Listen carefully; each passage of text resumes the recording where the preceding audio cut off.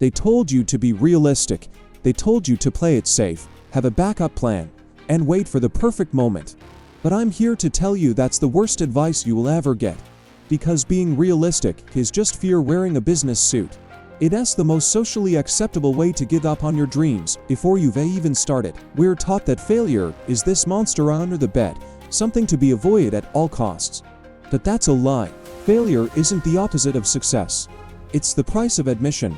It's the non-negotiable tuition you pay for any meaningful growth.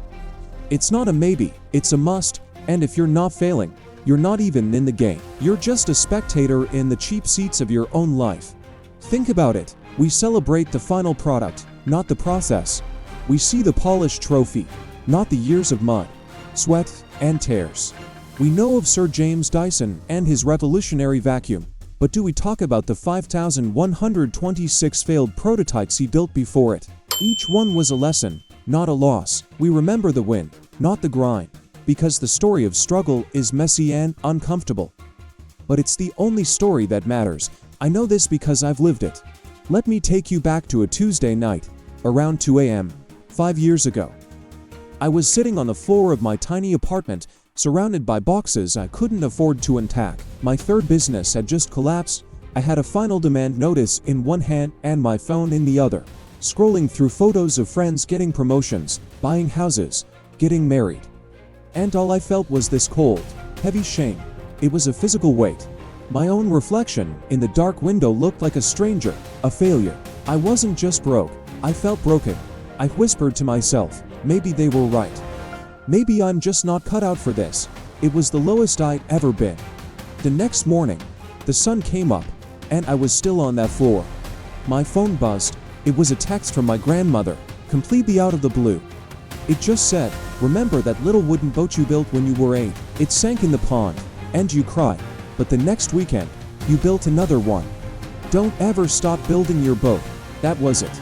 No lecture, no advice, just a memory. And in that moment, everything shifted.